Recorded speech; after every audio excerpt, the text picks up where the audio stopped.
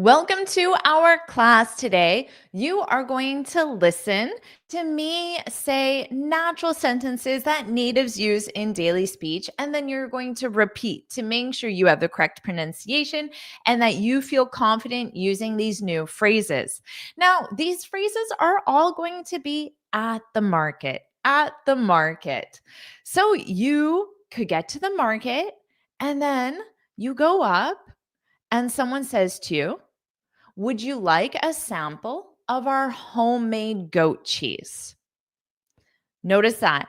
Would you like a sample? So, a sample is a small taste or a small test of whatever they're selling for free.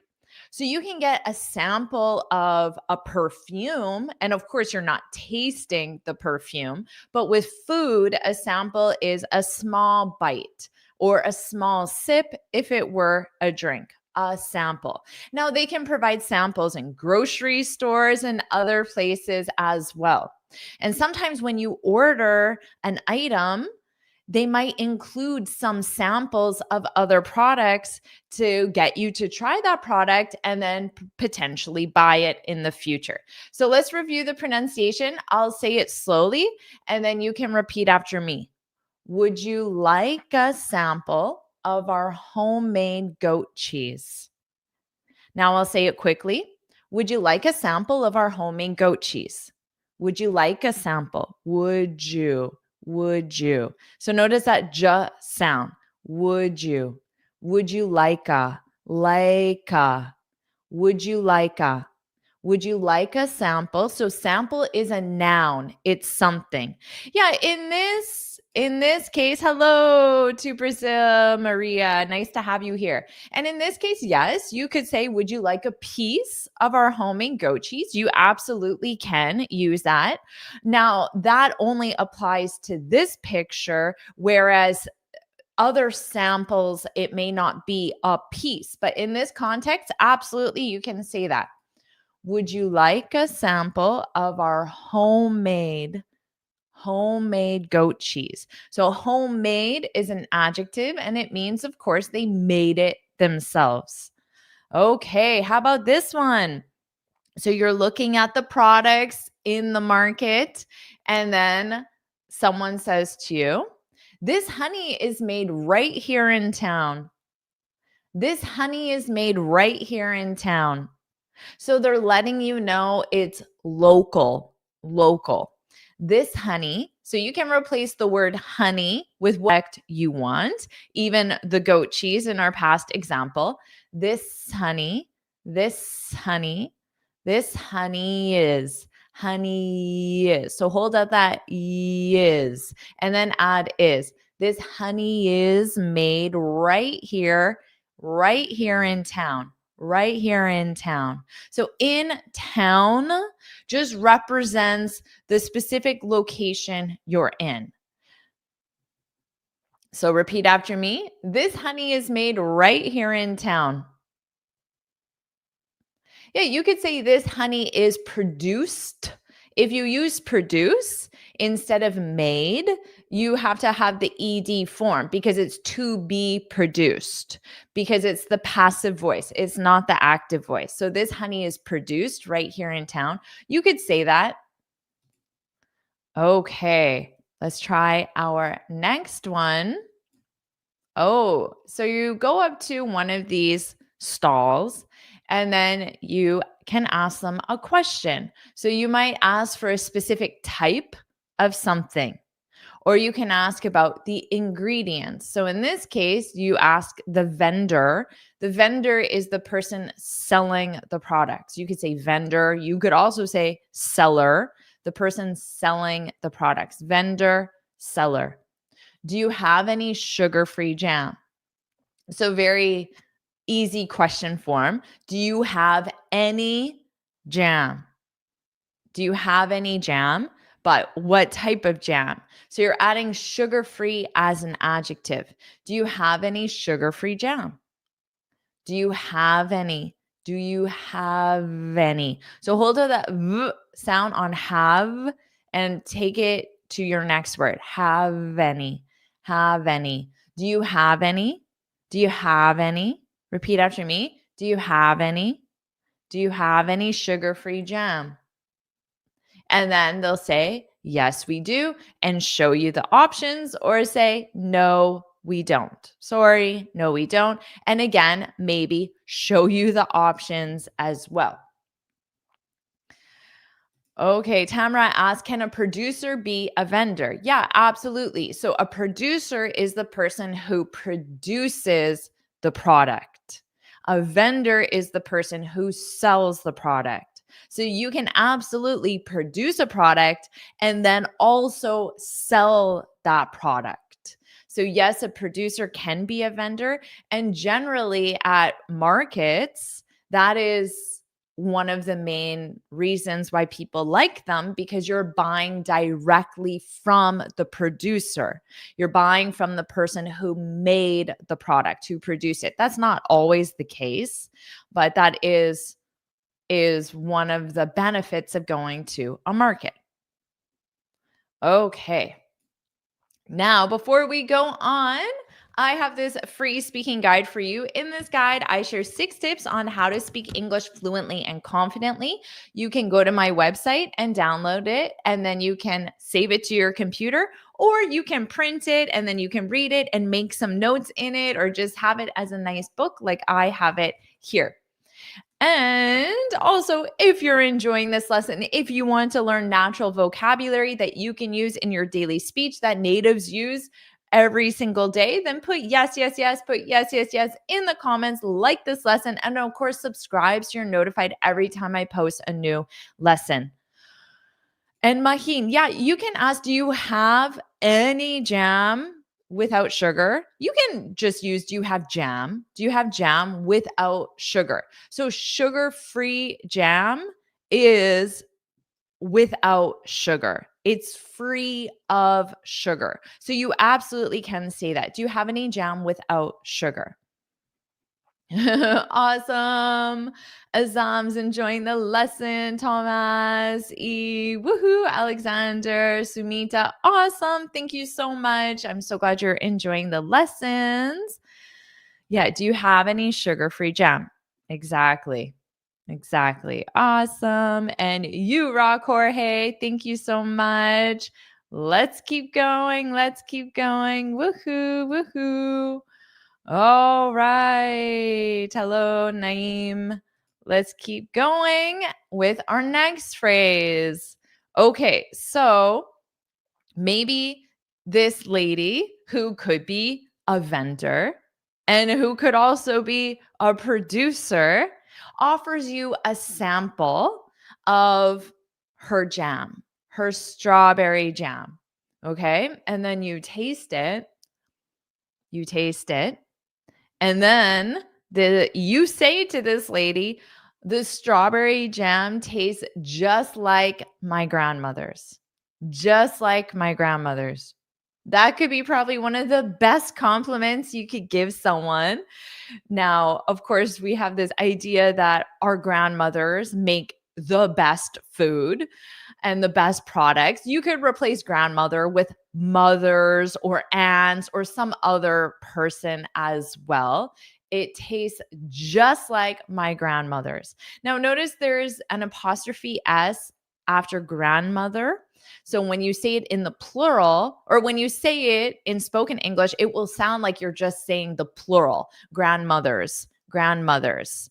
Now, there's an apostrophe S because it's my grandmother's jam, my grandmother's strawberry jam. But because that's obvious based on the context, you don't need to include the word jam or strawberry jam. But you absolutely need the apostrophe S because you can't say tastes just like my grandmother. That would be weird. It's like saying you tasted your grandmother and the jam tastes like your grandmother. No, that doesn't make any sense. That's weird. So you absolutely need that apostrophe S. Otherwise, it will sound weird, like I said. Okay, now let's focus on the pronunciation. The strawberry jam, the strawberry jam, the strawberry jam tastes, don't forget that S, Sometimes students don't pronounce the S, but that makes it sound like a grammar mistake because it needs that S to show as third person singular. The strawberry jam tastes just like my grandmother's with an S at the end. The strawberry jam tastes just like my grandmother's. Now, of course, you can say something, wow, the strawberry jam is delicious, is amazing. You can absolutely just say something like that. This is just a very nice compliment.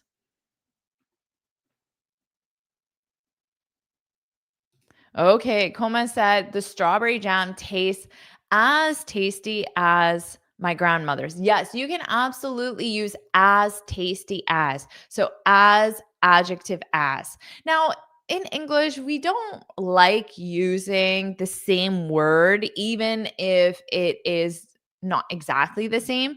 I personally wouldn't say taste as tasty as. I would say, wow, this strawberry jam is as tasty as my grandmother's. I would use the verb to be if you were using tasty as an adjective to avoid that double taste as tasty. Taste as tasty. It sounds repetitive, and native speakers, we generally don't like doing that. Okay. All right. Yeah, I like this, Natalia. Nothing can beat it. Nothing can beat my grandmother's strawberry jam. Nothing can beat my grandmother's strawberry jam. And I use this example because I bought some raspberry jam at a farmer's market on the weekend. I don't know why I didn't use raspberry jam, but I bought some raspberry jam and I tasted it and it was delicious. But I said, "Oh, it's good, but it's not as good as my grandmother's," because nothing will be, right? You have that memory of your grandmother's food and nothing can beat it. Nothing can beat it. Absolutely. Okay. How about this one? So you ask one of the vendors, do you have this spread in a smaller side? So spread just represents something, some sort of product that you spread on bread or on toast. It could be a jam, it could be a sauce, it could be a preserve.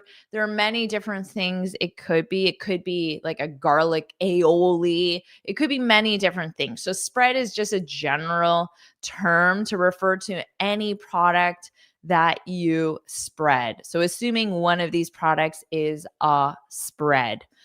Okay. So the verb is to spread. So when you have butter or jam and you go like this over your bread, you're spreading the butter and you want to do that evenly. You're spreading the butter or spreading the jam. So you see this container, this jar, but it's quite large. So you want to ask for it in a smaller size, in a smaller size. Or if you see a small one, you could ask for a larger size. Do you have this spread in a smaller size? Do you have this jam, this honey, this butter, whatever else it is?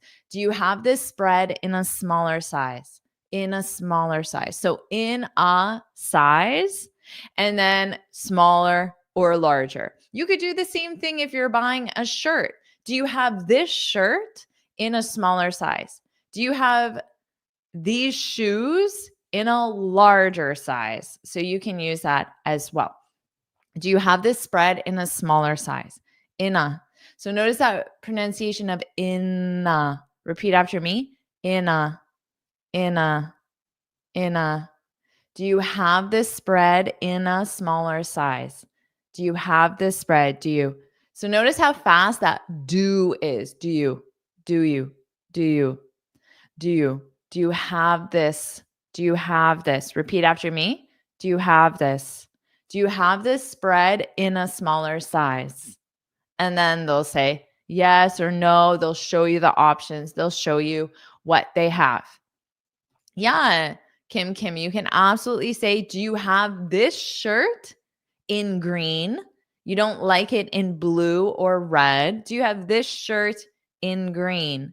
Now with clothes, you you can be specific. Do you have this shirt in a small, in a small, in a large, in a size 8, in a size 12, whatever your size is? Do you have these shoes in a size 8?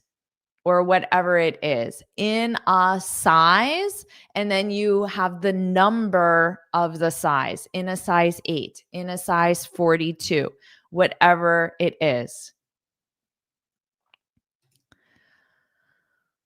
Lokua said, "Excuse me, could you show me the smaller size?" Yeah, you could absolutely say that. Excuse me is a nice way to get the person's attention, especially since this man is not looking toward the public, toward the buyer. So if you say excuse me, he's going to hear you and turn around so you get his attention. So that's a very nice thing to add. Excuse me. Now, if you say could you show me the smaller size? You're assuming he has a smaller size, and that's absolutely fine to do that. Okay. Yeah, and you can ask them, is this spread homemade? Excellent question. Is this spread homemade? Is this spread homemade? Very nice question. Absolutely. So you can't add with yes, I have. You can use the auxiliary verb do. Okay. Do you have? So the answer would be yes, I do. Yes, I do. And with do, you don't have to add an object after it. So yes, I do. Now, if you use have, you have to provide the object. Yes, I have one. Yes, I have a smaller size. Yes, I have this spread in a smaller size would be the fullest form, which a native speaker would most likely not use. So if you want to use the short form, it's yes, I do. Yes, I do, because it's do you have? Yes, I do. Yes, I do. Okay. All right. Awesome. Let's try another one. Oh, so someone asked, Helena asks, is this spread homemade? Is this spread homemade? Excellent question, Helena. Or you could ask the person, did you make these candles yourself? Did you make these candles yourself? So the sign actually says Jen's homemade candles. I found these images on Google Images. I don't know who this person is. Jen's homemade candles. So maybe you don't know the person behind the counter. Is that Jen? Is that the Jen who made these candles? So you could ask, did you make these candles yourself? Now, are these candles homemade? In this case, you wouldn't ask that question because it says homemade candles. So you already know the answer, but just because it says homemade, you don't know if the person you're talking to is the person who made the candles. So that's where this question comes in. Did you make these candles yourself? Now, you don't have to add yourself. You could just say, did you make these candles? But it's very common to use yourself if you want to emphasize that it was the person's effort. So if you're serving someone a cake and they're like, wow, this cake is really delicious, you could say, I made it myself. I made it myself. So you can just say, I made it. I made it. But it's more common for a native speaker to add on the reflexive pronoun. So if it's she made it herself. My daughter made it herself. My husband made it himself. Okay, so it has to be reflexive. All right.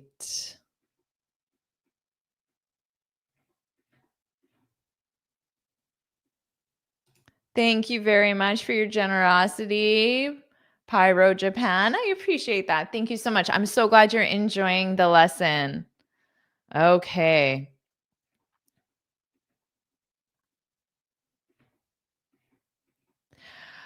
You don't need to add by yourself. Did you make these candles by yourself? So grammatically, that's correct, but it changes the meaning slightly.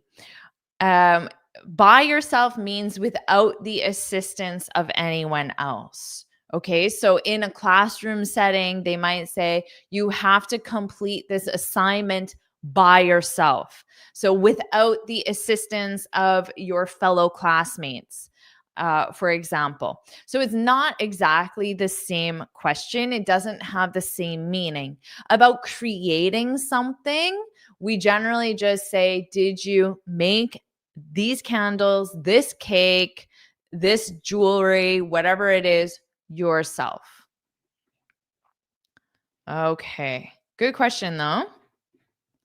All right. Yeah, exactly. Is the candle homemade? So you could pick one up. Is the candle homemade? And then Ma answered, yes, I made these candles myself. Very nice. That's exactly the right answer. All right. Let's keep going. Yes. Do you make these candles yourself? Yeah, okay. So you could say that, Mulaska. So notice my question is in the past simple because I'm referring to the candles on the table that I can see. And it's a completed past action because the candles are already made. Right. But if you ask, do you make these candles yourself? That is absolutely correct. And it makes sense because you're just asking about a routine behavior because these are not the only candles that Jen is ever going to make in her life. She's going to make candles tomorrow and the next day and next month and next year because that's her job, it seems. So you can absolutely use the present simple to talk about the routine nature of this activity. Yeah, great job. Okay, let's keep going. And Haley said, how did you make these candles yourself? Yeah. How did you make these candles? And in this case, you don't even need yourself in this cake, in this sentence. Just, oh, how did you make these candles? Can you explain the process? How did you make these candles? Yeah, you can absolutely say that. Okay. Let's keep going. How about this one. So you get to this stall and you're admiring one of these baskets. And then the seller, the vendor, the producer comes up and says to you, all of these baskets are woven by hand. All of these baskets are woven by hand. Okay, so here woven comes from the verb to weave. Weave. That's just a verb to represent how you make this specific item. So you sew. Okay, so sew is one verb. You can crochet, you can knit. Those are different verbs for different types of activities. So to weave is a form of creating products, to weave. Now, here it's to be woven, because you're not talking about the person doing the action, you're talking about the action being completed. So all of these baskets are woven. Notice that pronunciation, woven, woven. So woven, woven, woven, woven by hand. So by hand means that a machine was not used. Okay, so I can say I made this shirt, but I made this shirt by hand sounds like I did not use a sewing machine. I sewed it by hand. Okay. So that's why they're using by hand to let you know a machine was not used. So when you see this bag, you're like, wow, you admire it even more because of the amount of effort that went into producing it. Yeah, these baskets are pieces of art. What a beautiful thing to say. And that would definitely be a compliment to the seller, to the producer. And then you could ask, "Wow, did you make these baskets yourself? Did you make these baskets yourself?" Because all of these baskets are woven by hand. You don't know who did the action, who created this basket. So you can ask, "Wow, did you?" And then they might say, "Oh, no, no, I didn't make them." And then they'll of course tell you who did make them. Oh, Francisco, I'm so glad you're joining for your first live class. This is the same time I go live every week, so hopefully you can join again in the future.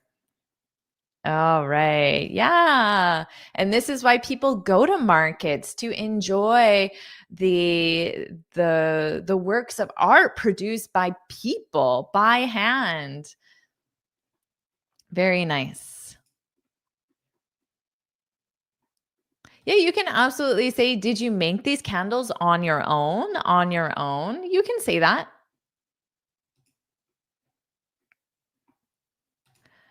I didn't make these candles. So this candle singular or these candles, I didn't make these candles, but my brother, it's incomplete. What do we need to say? But my brother, who knows? But my brother did. Did. You have to include that auxiliary verb. I didn't make these candles, but my brother did. Now, if you don't want to use did, you can say, but my brother made them. So you can't just say, but my brother made. That's incomplete because you make something. But my brother made them, but my brother did. Okay, so those are your two options. I know these baskets are beautiful. I hope I see them soon at a market because I'd love a basket like this. They are just so beautiful. Exactly. I didn't make them, I just sell them. But I'm happy to answer any questions that you have. Oh, do you have this kind of basket in a smaller size? What a great question, Azam.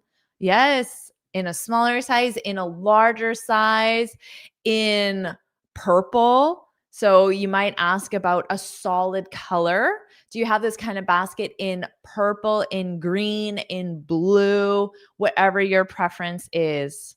Very nice.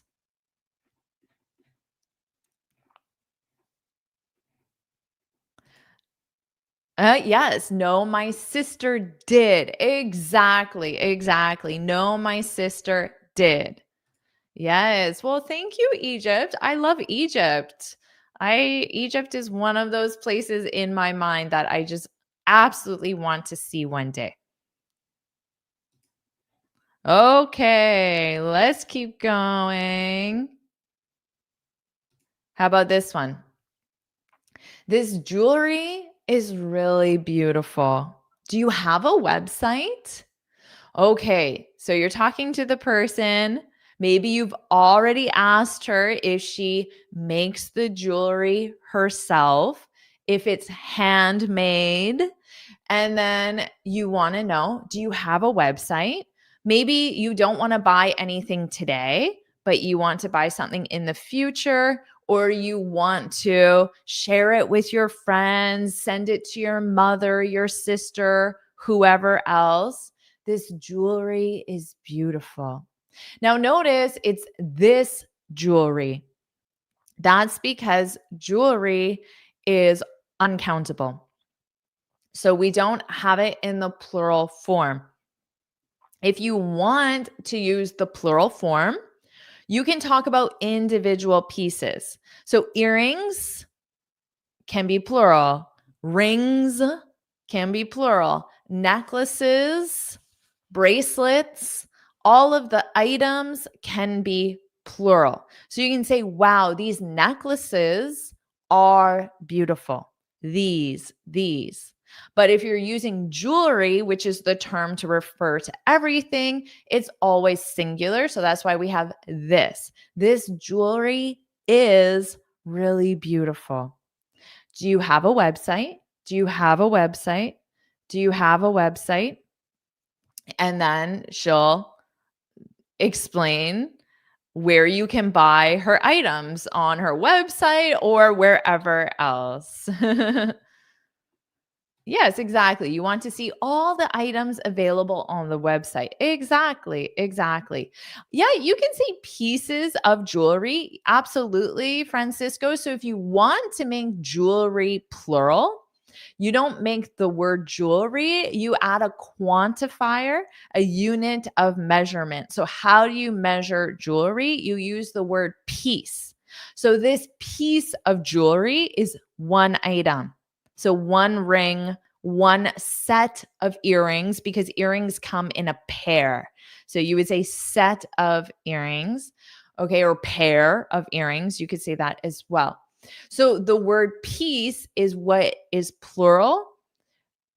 These pieces, the plural, these pieces of jewelry. So jewelry is still singular and you use of.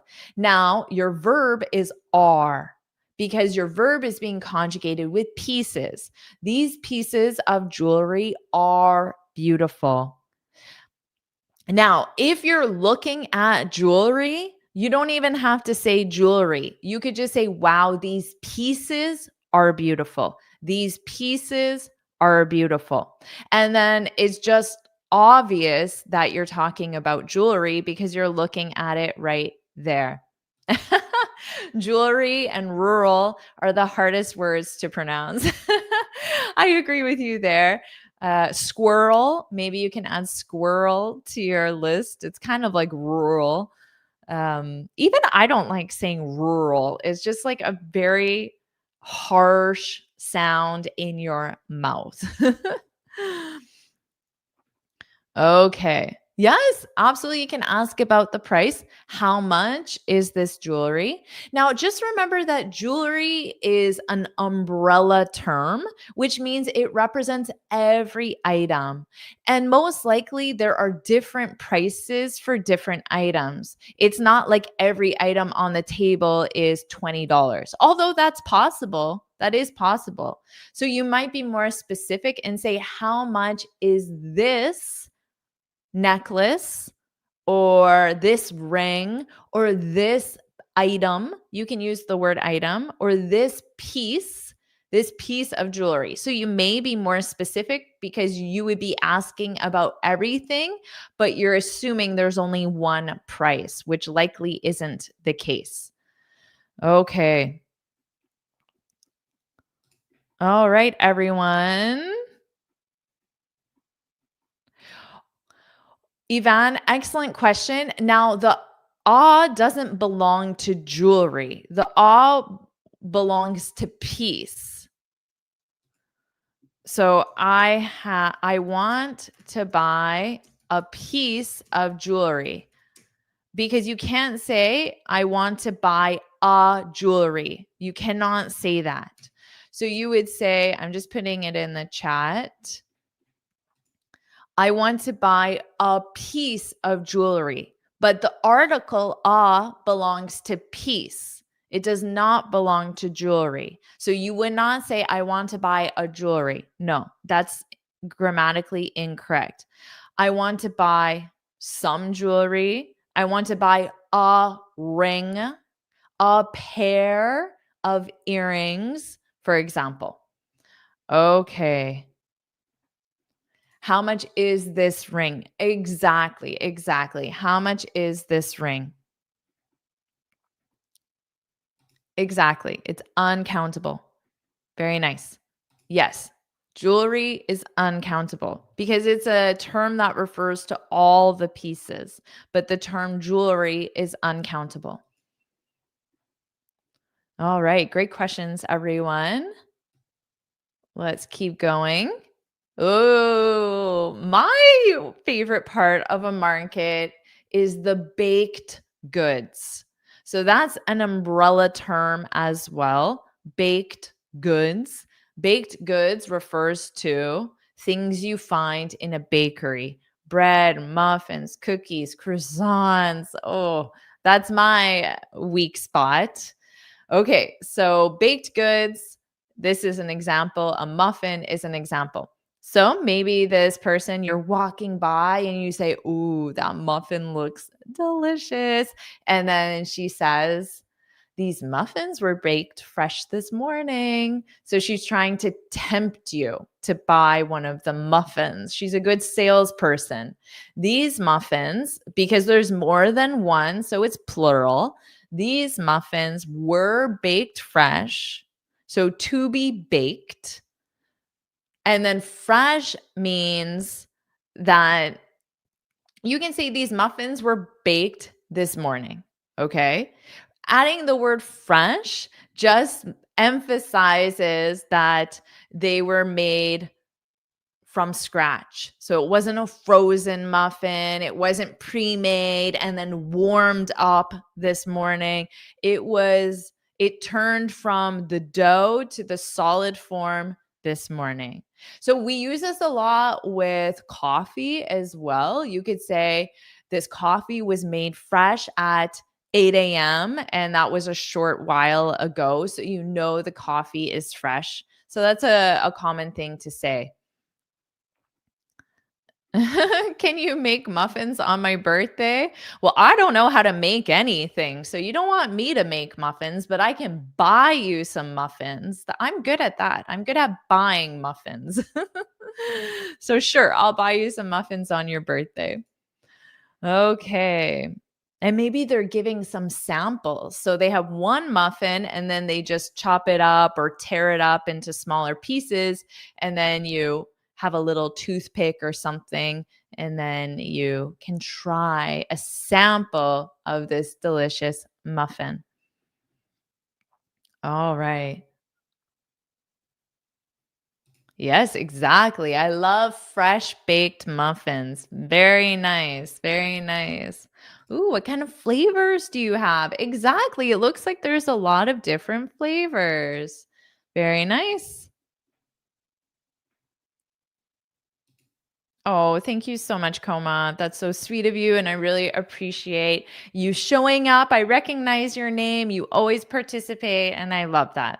Thank you so much. Sure, I'll buy you a lot of muffins. I know a spot that makes amazing croissants, and I would love to buy everyone one of their croissants. Okay. How about this? So, on one of these signs, I don't know if you can read this, it's pretty small, but the first one is chocolate chip muffins. So there's a double it's chocolate chip muffins. They wrote chocolate twice, but notice they just wrote CHOC period. That's the short form for chocolate because chocolate's a long word and it won't fit on this little card. So they shortened it to just chocolate. But when I see it, I'm still going to say the full word. So I wouldn't say chalk chip muffin. Even though I see it's CHOC, I'm going to pronounce it as chocolate chip muffins. So they're emphasizing how much chocolate is in there. Oh, and thank you so much, Francisco. Okay, so chocolate chip muffins. Then we have corn muffins. Have you ever had a corn muffin? And then banana nut muffin and a bran muffin. So which one would you choose? There are 4 options and you can just put your number 1, 2, 3, 4, or you can say the name.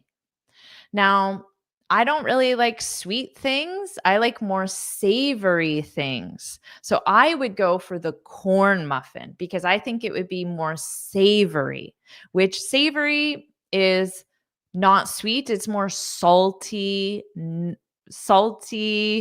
or things like that, buttery, salty. That would be savory.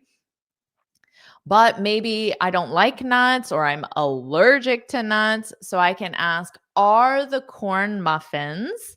Now I'm using the plural muffins because I'm talking about the category muffins. So are the corn muffins nut free? Nut free.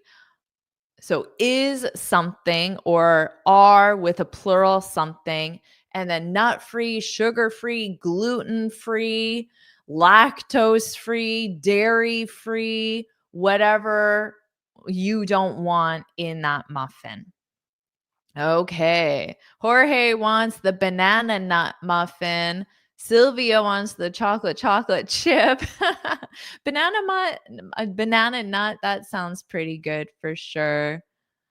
Mahim wants the corn muffin, banana nut. Ooh, awesome. Yeah, exactly. You might say because I'm allergic, because then they know, oh, this is serious. So I have to make sure there are no nuts. Chocolate chip.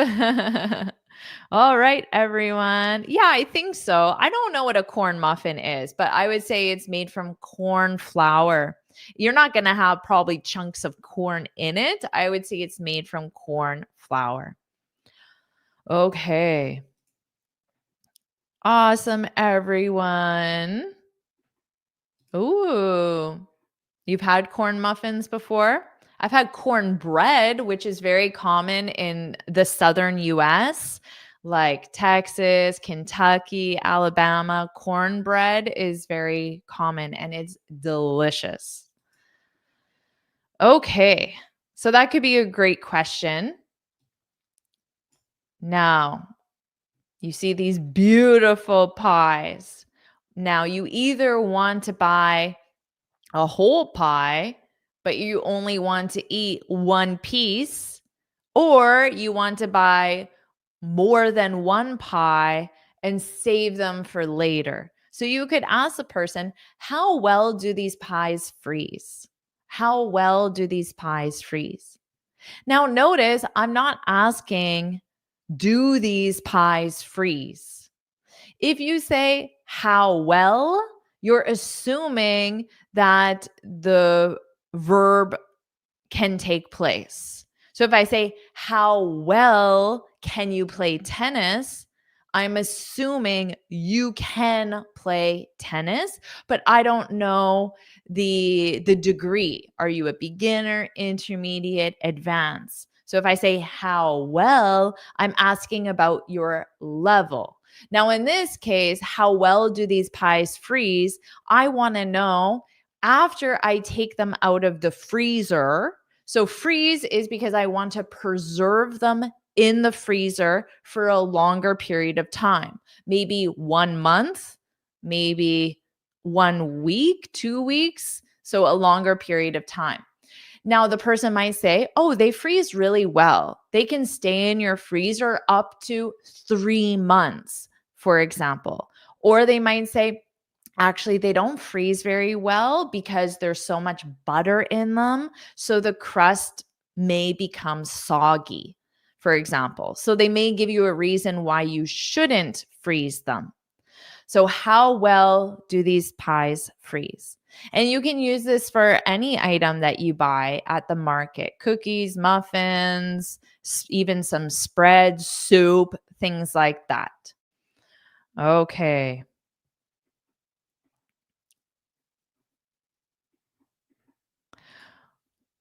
So you would say, excellent job, Helena. And for an activity that you actually do, I'm playing tennis right now, if you didn't know. For an activity that you do, you can say, I'm great at playing tennis. But for this case, I wouldn't say the pies are great at freezing because it sounds like the pies are doing the action, like they have some role in the action, but that's not the case. So you would say they freeze really well, or you could use a different adjective, but I would use they and then I would use the verb freeze. They freeze really well. Okay, good question. Or I'm glad you mentioned that. Ah, I was waiting for someone to ask about this. Soggy. So imagine you have a piece of bread and you accidentally spill some water on it. Okay. And you pick up that piece of bread and it's covered in water. What's the texture of the bread? Soggy. That's the texture of the bread. So it's when something goes from a more solid state to a more liquid state. So pie, when you eat it fresh, the crust is flaky and maybe even a little crusty in a positive way. But when you freeze it, it retains moisture. So water will enter the pie when you put it in the freezer. So just like you spilling that piece of, or you spilling your water on that piece of bread, you can imagine the same thing happening to your pie. So you don't want your pie to be soggy. That's not a positive adjective to describe food.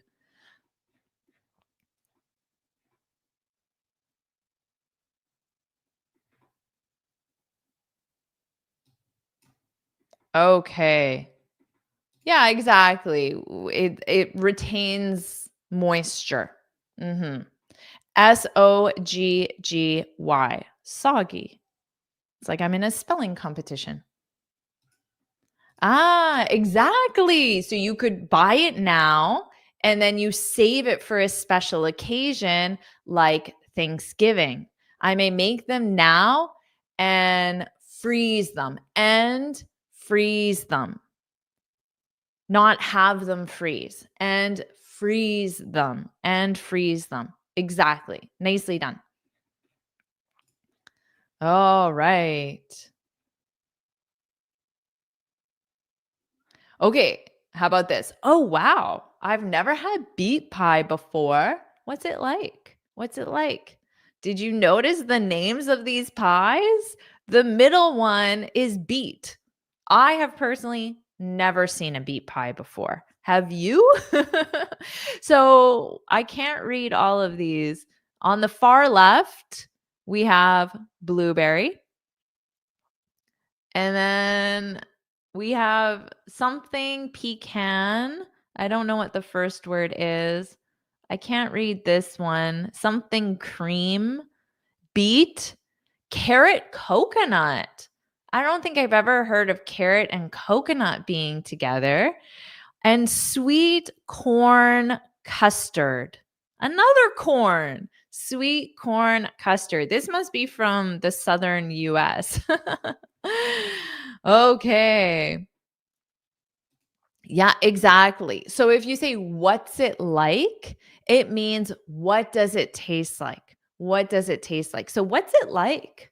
What's beet pie like? And then the person will describe it and say, well, it's quite sweet. And I don't know how to describe beet pie because I've never had beet pie, but beets are very sweet. So you might say it's quite sweet. I don't know. I don't know how to describe beet pie. That's all I got. It's quite sweet. Okay. Yes, beet is a vegetable. It's a delicious vegetable. I love beets. I've never had it in a pie though.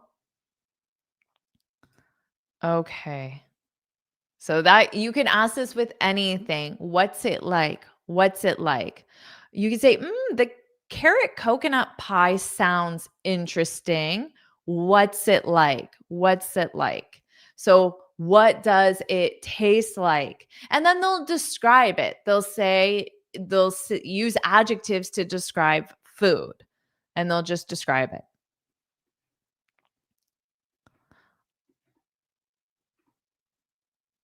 Yeah, we just call it beet. So we call them beets, beets, beets. You would say, what does it taste like? Not how does it taste? How does it taste? What does it taste like? What does it taste like? Number 2 is lemon, berry, peach. Wow, you could read that? Awesome. Awesome job. Thank you. Oh, that's peach. I said pecan. Ah, lemon berry peach. Good job. You have good eyes. I need to go for an eye exam, apparently.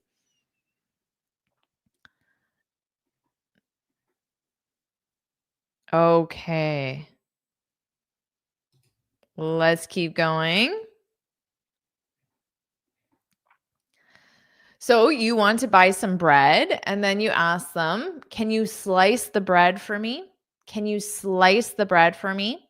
Now, if you have the bread in your hands, or you just said, "I'll have the sourdough," and it's obvious, then you can use it. You can always use it as the replacement when it's obvious. Can you slice the bread for me? Can you slice it? Slice it. So notice if you use it and you have slice, you would link them together. Slice it. Slice it. Can you slice it for me? Can you slice it for me? So if they have a loaf of bread, loaf is the quantifier, the unit of measurement, loaf of bread. Now, it can be sliced or unsliced. And sliced is when you have the individual pieces. Unsliced, you have to take off a piece. I always ask for it sliced because I freeze it. I freeze it. I freeze the bread because I don't eat a lot of bread and it will go bad if I don't freeze it.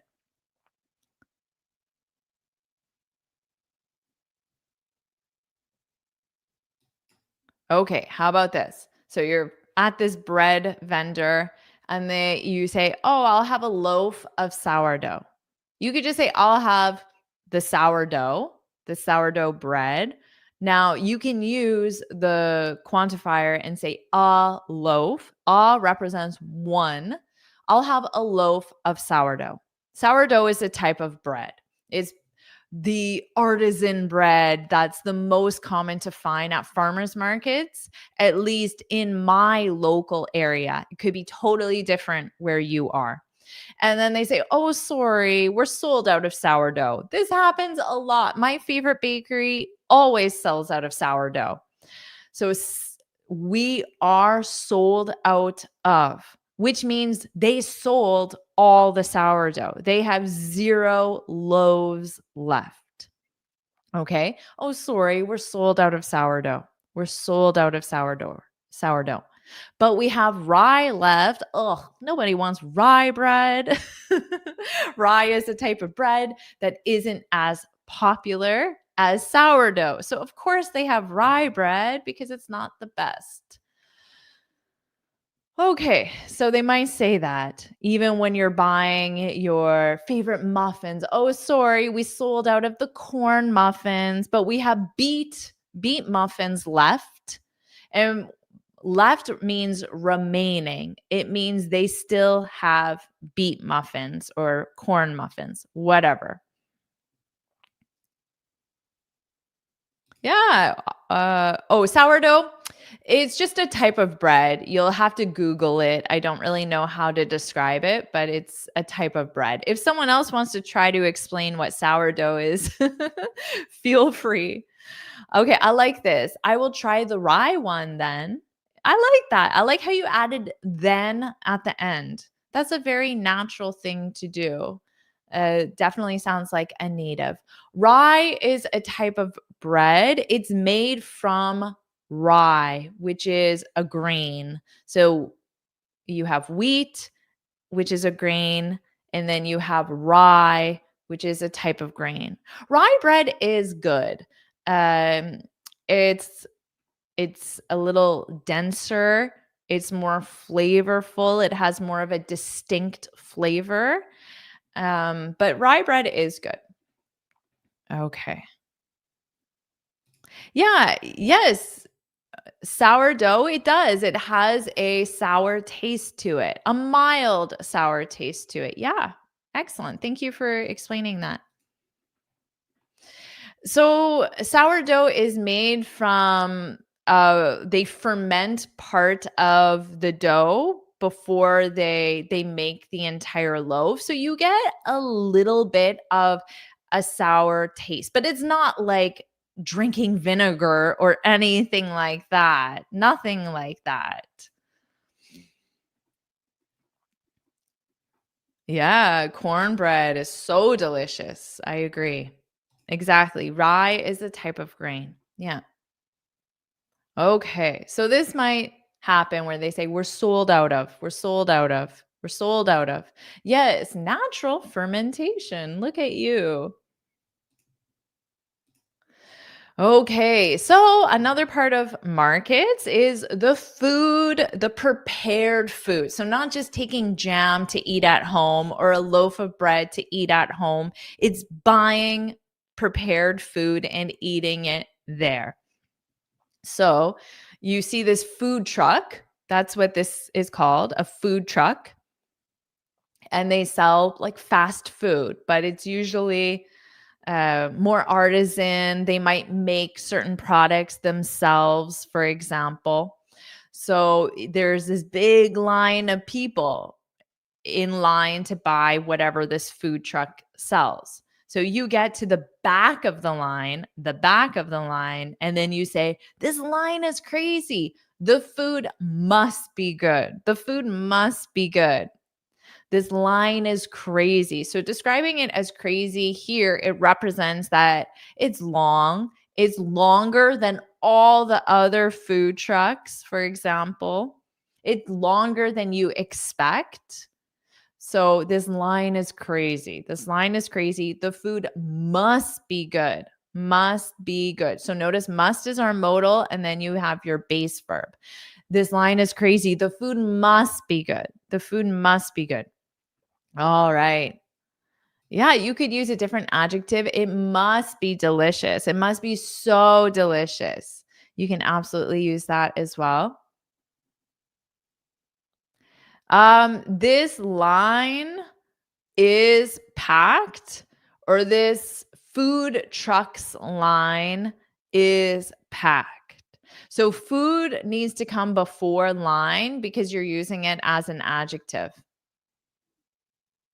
Yeah. The food must be delicious. Yeah, their specialty is awesome. I love that. I love that. Their specialty is awesome. So their specialty, maybe they're famous for grilled cheese sandwiches made with homemade sourdough and homemade cheese. Maybe that's their specialty. So their specialty is what they're known for. Okay. Now, you finally get your food and you say, that pita was definitely worth the wait. So whatever they sell at this food truck, so maybe it was that sourdough grilled cheese with fresh goat cheese, or in this case, it was a pita. That pita was definitely worth the wait. Worth the wait. So it means the time spent was positive because the benefit or the final result was positive and more than the amount of time you waited. That pita was definitely worth the wait. That pita was definitely worth the wait. Okay, so to be worth and then something, the wait. You could say that pita was definitely worth it. You could use it as well. And then if you wanted to use a verb, you would have to use the ing form. So you would say that pita was definitely worth waiting for. Waiting for. So if you want to use wait as a verb, you need the ing. That pita was definitely worth waiting for. It was delicious. It was mouthwatering. It was the best pita I've ever had. Okay. Maheen loves pitas. Well, hopefully it was worth the wait. We didn't spend the time in vain. Exactly, Alexander. Yeah, everybody's mouth is watering now, for sure. Awesome job, everyone. This was a fun lesson. Hopefully, you're around food. You can go get a snack after looking at all these delicious pictures of food. Yeah, you're drooling. Oh, I'm drooling. It's when you, of course, this doesn't actually happen, but it's when you have the liquid coming out of your mouth, your saliva, because something looks so delicious. But of course, you don't actually have the liquid. I'm drooling. I'm drooling. Oh, Halim, best of luck to you. I'm sure you'll do an amazing job. Have fun. Just have fun with your students. Ah, Shavli, that pita was as good as good as. So when you have as, it needs as, adjective as. That pita was as good as we were expecting, because your verb to be has to match the subject. We were expecting. We were expecting. And I'm happy to hear it. All right, everyone. So just a reminder again, you can get this free speaking guide. Just go to my website, jforrestenglish.com, and then you'll enter your name and email, and this will be emailed to you. You can save it to your computer, or you can print it off and you can put notes on it, whatever you want as well. And oh, thank you so much, Theo. I've just watched your video based on the reading of article about Alzheimer's. Oh, yes, that was a good article. I remember reading that, or I remember making that lesson and reading the article for the first time myself and saying, I think my students would learn a lot from this article. So I'm so glad you enjoyed it. And thank you so much. All right, everyone, put yes, yes, yes in the comments to let me know you enjoyed this lesson. Like this lesson. This is the best way you can say thank you. Like the lesson, subscribe so you're notified every time I post a new lesson. And please share one of my lessons with your friends. Any one of my lessons. Maybe it's one of my news lessons. Maybe it's one of my vocabulary lessons, one of my live lessons. Share one of my lessons with your friends so you can provide some benefit to them as well. All right, everyone. Thank you so much for spending this time with me. And now let's all go make a snack because we're hungry. Bye, everyone.